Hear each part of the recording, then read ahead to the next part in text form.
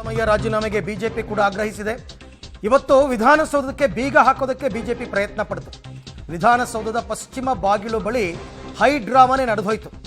ಪೊಲೀಸರ ಕಣ್ತಪ್ಪಿಸಿ ಬೀಗ ಹಾಕೋದಕ್ಕೆ ಪ್ರಯತ್ನ ಪಟ್ಟರು ಶಾಸಕ ಅರವಿಂದ್ ಬೆಲ್ಲದ್ದವರು. ಅಶೋಕ್ ಸೇರಿ ಎಲ್ಲರನ್ನೂ ಕೂಡ ಪೊಲೀಸರು ಈ ಸಂದರ್ಭದಲ್ಲಿ ವಶಕ್ಕೆ ಪಡೆದಿದ್ದಾರೆ.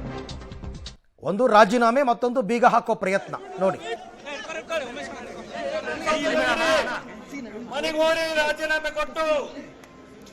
ರಾಜೀನಾಮೆ ಕೊಟ್ಟು ಮನಿಗೋರಿ ಸಿದ್ದರಾಮಯ್ಯನವರ ಇಡೀ ರಾಜ್ಯದ ಜನತೆ ಕೇಳ್ತಾ ಇದೆ. ಕೋರ್ಟ್ ಈ ರೀತಿ ಆದೇಶ ಕೊಟ್ಟಾಗ ಇನ್ನೂ ಯಾಕೆ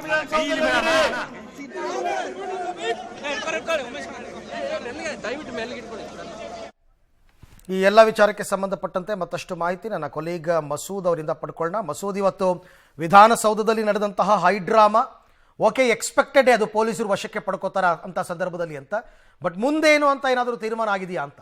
ಅರವಿಂದ್, ಈಗಾಗಲೇ ವಿಧಾನಸೌಧದ ಗಾಂಧಿ ಪ್ರತಿಮೆ ಎದುರುಗಡೆ ಬಿಜೆಪಿ ನಾಯಕರು ದೊಡ್ಡ ಮಟ್ಟದಲ್ಲಿ ಪ್ರತಿಭಟನೆ ಮಾಡಿ ಸರ್ಕಾರಕ್ಕೆ ಒಂದು ಬಿಸಿಯನ್ನು ಮುಟ್ಟಿಸಿದ್ದಾರೆ. ಸಿದ್ದರಾಮಯ್ಯನವರು ರಾಜೀನಾಮೆ ಕೊಡಲೇಬೇಕು, ಇಡೀ ಪ್ರಕರಣ ಸಿಬಿಐಗೆ ವಹಿಸಬೇಕು, ಯಾಕೆಂದರೆ ಲೋಕಾಯುಕ್ತ ಪೊಲೀಸರು ಪಾರದರ್ಶಕ ತನಿಖೆ ಮಾಡಲ್ಲ, ನೀವು ಅಧಿಕಾರದಲ್ಲಿದ್ದರೆ ನೀವು ರಾಜೀನಾಮೆ ಕೊಡಿ, ಸಮಗ್ರವಾದಂಥ ತನಿಖೆಗೆ ಅವಕಾಶ ಮಾಡಿಕೊಡಿ ಅನ್ನುವಂಥ ಆಗ್ರಹ ಇಟ್ಕೊಂಡು ಪ್ರತಿಭಟನೆ ನಡೆಸಿದ್ರು.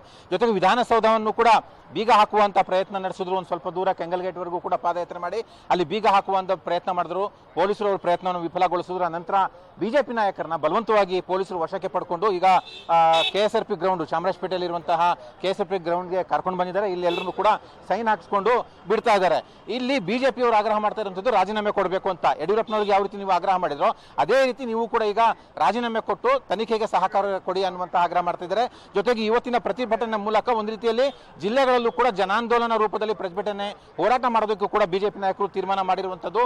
ಈಗಾಗಲೇ ನೆನ್ನೆನೂ ಕೂಡ JDSನವರು ಪ್ರತಿಭಟನೆ ಮಾಡಿದ್ರು. ಮೊನ್ನೆನೂ ಕೂಡ ಮೊದಲ ದಿನ ಹೈಕೋರ್ಟ್ ತೀರ್ಪು ಕೊಟ್ಟಾಗಲೂ ಕೂಡ ಪ್ರತಿಭಟನೆ ಮಾಡಿದ್ರು. ಒಟ್ಟಾರೆಯಾಗಿ ಇಡೀ ಪ್ರತಿಭಟನೆ ತಾತ್ಪರ್ಯ ಸಿದ್ದರಾಮಯ್ಯನವರು ರಾಜೀನಾಮೆ ಕೊಡಬೇಕು, ನೀವು ರಾಜೀನಾಮೆ ಕೊಡುವವರೆಗೂ ನಾವು ಹೋರಾಟ ನಿಲ್ಲಿಸಲ್ಲ ಅನ್ನುವಂಥ ಖಡಕ್ ಆದಂಥ ಸಂದೇಶವನ್ನು ಕೂಡ ಬಿಜೆಪಿ ಪಡೆ ರವಾನೆ ಮಾಡಿದೆ. Arvind, okay, thank you Masood ತಮ್ಮ ಎಲ್ಲ ಮಾಹಿತಿಗಾಗಿ. ಬಿಜೆಪಿಯವರು ವಿಧಾನಸೌಧಕ್ಕೆ ಯಾಕೆ ಅಂದರೆ ಮುಖ್ಯಮಂತ್ರಿಗಳ ಕಚೇರಿಗೆ ಬೀಗ ಹಾಕಬೇಕು ಅಂತ ಅವ್ರ ಲೆಕ್ಕ ಇರಬಾರ್ದು ಅವರು ಅಂತ.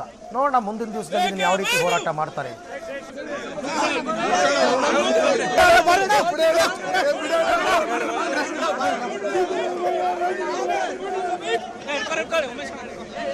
ದಯವಿಟ್ಟು ಮೇಲೆ ಇಟ್ಕೊಳ್ಳಿ.